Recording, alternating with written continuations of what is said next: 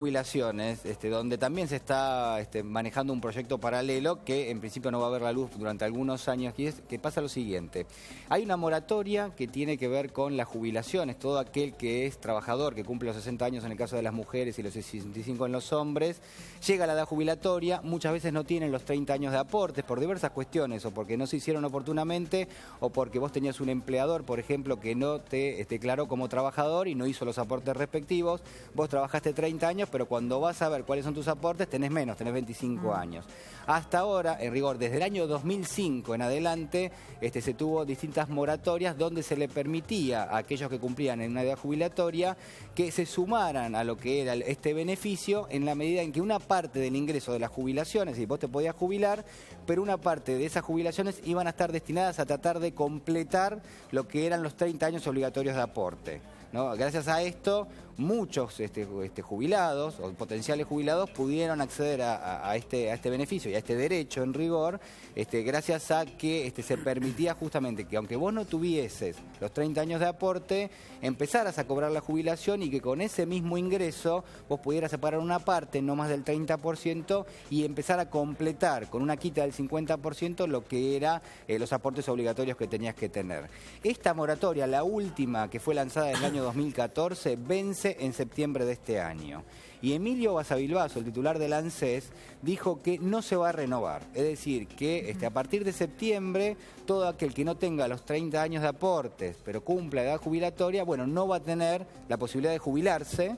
Y en principio, según sostienen en el ANSES, se está trabajando en un proyecto de ley para tratar de contemplar estos casos que hasta ahora por lo menos estaban de alguna manera contemplados en estas moratorias, pero que no están en ninguna ley. Ahora, pero perdóname, sí. Aquel que no aportó no es el trabajador, sino el empleador. El Estado tiene que ser garante justamente de la jubilación del empleador. Coincido totalmente. Del empleado. ¿Cómo puede ser que no se haga cargo el Estado, haciéndose cargo de un montón de otras cosas, y no se haga cargo de los pobres abuelos jubilados que no van a poder jubilarse porque su empleador en su momento, o vaya a saber por qué, no se hizo el aporte, si él trabajó? Vamos a darle el beneficio de la duda en este sentido. Se está trabajando en un proyecto porque se reconoce que quien tiene la responsabilidad es el Estado. Es decir, acá no hay una cuestión donde se dice, bueno, no estamos haciendo nada, pero al mismo tiempo se va a dejar una brecha de tiempo, es decir, a partir de septiembre, vamos a poner el 1 de octubre, va a haber alguien que va a cumplir 65 años en el caso de un hombre o 60 años en el caso de una mujer, no va a tener los 30 años de aportes obligatorios y no va a tener un mecanismo para poder sumarse a la jubilación. ¿Y sonó entonces? Claro. Lo digo concretamente. ¿Hasta cuándo? Bueno, hasta que exista una ley que se lo permita. Cuando uno le pregunta a Basavilbaso, lo que te dicen, estamos trabajando, no sabemos si va a ser este año, probablemente no. Y empieza así de alguna manera a dejarse de lado lo que es un beneficio que yo creo que además es un derecho que tendría que tener lugar, ¿no? Para dar 2 o 3 datos que son importantes. El primero, desde el año 2005 que se hacen estas moratorias, muchas amas de casa se pudieron jubilarse, a pesar de que obviamente el trabajo de ama de casa no requiere aportes, es decir, bueno, podés hacerlos, pero en rigor durante muchos años no requería de aportes, y lo mismo para mucha gente que tenía trabajos, pero donde no le hacían los aportes obligatorios. Entonces, gracias a esto, con una quita del 50% de los aportes, es decir, vos tenías una cantidad teórica de dinero que tendrías que haberle pagado al fisco de lo que eran tus ingresos para jubilarte, el Estado que te decía, sacale 50% a esa suma de dinero y empezá a pagármela desde ahora, yo ya te jubilo y vos destinas un 30% de lo que es tu jubilación mínima, en este caso, para pagar y completar lo que son esos aportes. Así estaba funcionando y así funciona hasta ahora. De hecho, va a funcionar así hasta septiembre. Claro, que va a dejar de funcionar porque no se renueva. Se cae la moratoria. Entonces, en el año 2005 la cobertura previsional era del 65%. ¿Qué quiere decir? Que de cada 100 jubilados potenciales, 65 eran jubilados. Y hoy esa cobertura es del 97%. Significa que prácticamente es universal el derecho a la jubilación. Ahora la pregunta es, ¿qué va a pasar a partir de septiembre? Bueno, a partir de septiembre ese guarismo va a bajar y la idea es que el Estado se haga responsable de esto porque obviamente a nuestros mayores, a nuestros abuelos, bueno, no se los puede dejar sin protección. Tal cual, tal cual. La verdad que yo te digo... Parece que hay una cuestión central. Es una opinión personal, pero para mí es una vergüenza y yo no sé ¿cómo se les puede mirar a la cara a los abuelos en una situación, a los abuelos, a los jubilados, perdón? Sí. En una situación de esta característica, después de septiembre, es decir, después del 30 de septiembre, ¿es esto? A fines de septiembre. Bueno, el 1 de octubre, ¿cómo le van a mirar a la cara? No, la pregunta, digamos, acá un poco la iniciativa tendría que tenerla algún legislador o alguien que presente algún tipo de proyecto para que, para que exista una moratoria o para que haya una resolución por parte del gobierno para que se estire la moratoria de tiempo suficiente hasta que exista un proyecto de ley y se trate en el Congreso. Por ahora esto no va a tener lugar y en rigor yo también hacía ciertas reflexiones con respecto a lo que ha sido nuestra suerte desde el punto de vista económico y financiero a lo largo de las últimas décadas. Muchas de estas personas que están en edad de jubilación han perdido sus ahorros en manos de las confiscaciones de los bancos, muchas veces de alguna manera consensuadas con el Estado, en base a lo que fueron las hiperinflaciones, las devaluaciones. Sistemáticamente la historia argentina le ha metido la mano en el bolsillo a muchísimas personas, principalmente aquellas que no tienen recursos para defenderse. Entonces, a esa gente es a la primera que habría que proteger. El impuesto a la ganancia, además le sacan a los ahora jubilados. No, ahora no. No, digamos, de las jubilaciones decís vos. Sí, hace un montón de años le sacan el impuesto a la ganancia. Sí. A una persona que aportó durante tantos años, que trabajó durante tantos años, encima le sacan el impuesto a la ganancia y ahora otros no se van a poder jubilar. Sí, lo que es más grave, porque una cosa es sacarte una parte de lo que se te está dando, Sí. que descontarte en esa ganancia, lo vamos a discutir si es ganancia o no es ganancia, Así está en el para un papel. jubilado, pero otra cosa es directamente no tener acceso a esa jubilación.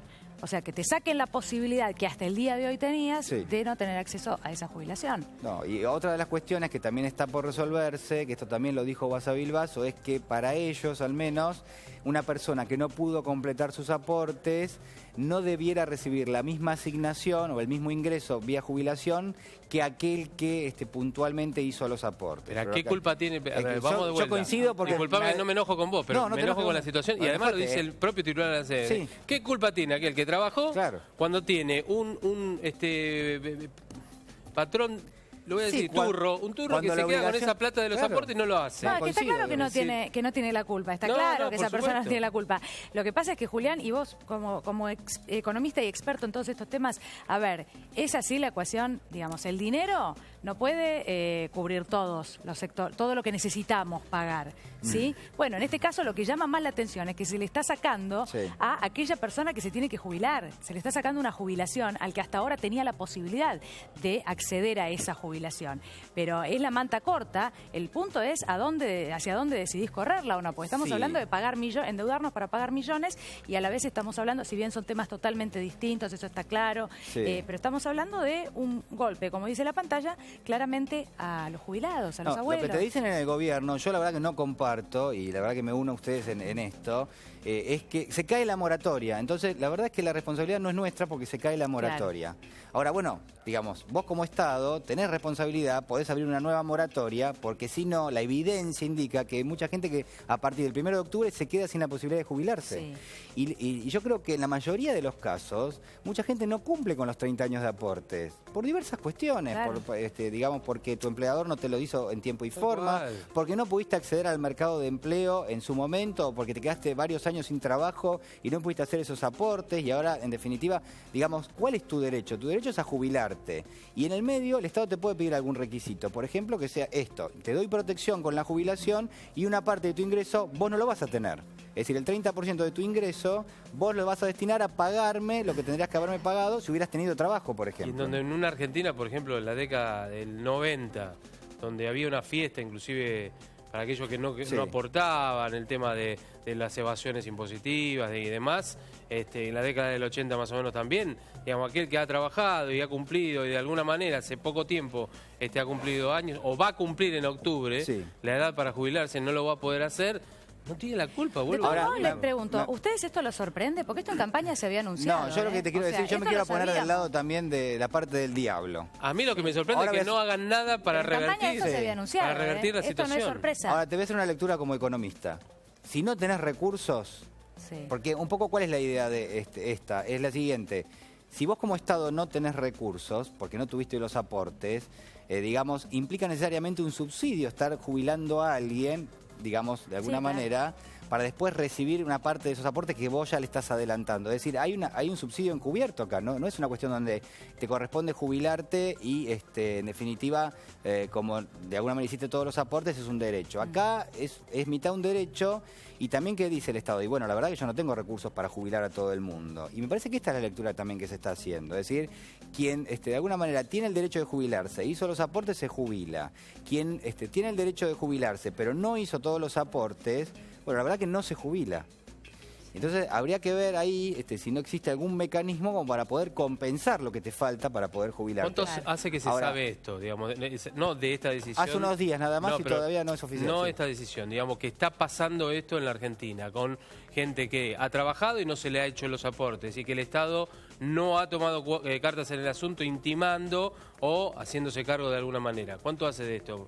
¿Decenas de años? Hace muchos años, sí, por supuesto, digamos. Bueno. Pero de vuelta, yo insisto, quien más sufre esto es quien no tiene recursos o quien no tuvo recursos en su momento, primero, para exigir que le hagan los aportes, segundo, para conseguir un trabajo, porque en definitiva si no tenés los aportes de que no tuviste trabajo, y tercero, para defender los ahorros que tenías, cuando, de vuelta, insisto, porque la verdad que es muy fuerte en nuestra historia económica que durante los últimos 50 años, el que pudo poner un peso a salvo es porque o es mago, o sabe leer la economía antes de que pasen las cosas, cosa que creo que muy pocos saben, o realmente has tenido algún tipo de ingreso adicional que te compensó la pérdida. Pero en líneas generales, mucha gente, muchas familias perdieron ahorros por las confiscaciones, las devaluaciones, las hiperinflaciones, y la realidad que si tenías un ahorro y era previsional, bueno, no poder acceder a la jubilación, me parece que va a impactar mucho en la finanza. Julián, por supuesto que es una medida con la que, bueno, yo en lo personal me parece que no está buena. Yo no comparto. Pero sí. Yo focalizo en esto de que en campaña se anunció, yo recuerdo, ahora, no sé si vos te vas a acordar, yo tengo una laguna y se me ocurre que fue Melconian, pero no quiero acusar a nadie que no haya sido, diciendo, no es justo, ¿cómo es esto de que se jubile la gente que no ha aportado? ¿Cómo seguir jubilando gente que nunca aportó? Esto lo dijeron, digo, a eso voy con que a mí esto no me sorprende, pues se ha dicho claramente. Sí, no es una medida agradable, por supuesto, de hecho da la sensación de derecho que se pierde.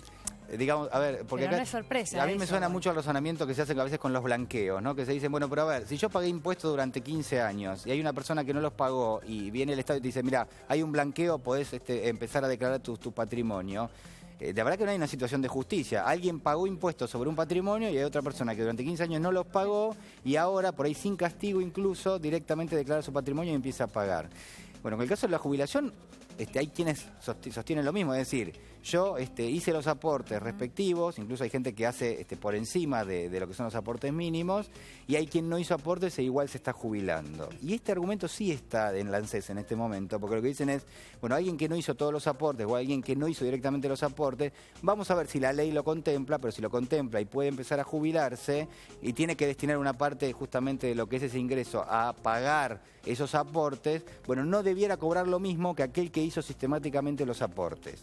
Entonces, hay una cuestión de justicia ahí que la verdad que uno entiende del lado del Estado que tiene que garantizar el bienestar, sobre todo de los mayores y de los niños, de todos, pero de los mayores y de los niños en particular, que no tienen posibilidad de trabajar ni defenderse activamente en la vida laboral. Bueno, lo que uno descubre ahí es que digamos, el Estado no se puede retirar de ese lugar. Además, ¿Quién lo va a hacer? En algunos casos ocurría que el empleado detectaba que el empleador no le hacía los aportes, le reclamaba, no le daban bolilla, volvía a reclamar, no le daba bolilla. La tercera presentaba una carta exigiendo eso. La cuarta carta era la del empleador echándolo. Claro, bueno, exactamente. Era todo un círculo vicioso en el cual también la gente, digamos, no tenía un reparo. Bueno, porque la legislación siempre está del lado del débil, digamos, y en el mercado de trabajo siempre tiene que garantizar que el débil pueda, no solo, el débil es el trabajador, ¿no? Obviamente, no solo defenderse, sino además acceder a sus derechos. Bueno, en el caso de los aportes previsionales, claramente es un derecho, porque vos vas ahorrando año tras año en tu vida activa para después en tu vida pasiva, recibir un ingreso. Al margen del 82% móvil, que es un reclamo histórico y que por cuestiones casi, yo te diría, de número, es casi imposible que salga en los próximos años. Bueno, de todas maneras, me parece que en este caso no estamos hablando del 82% móvil, sino de algo básico y fundamental. Gracias, Julián.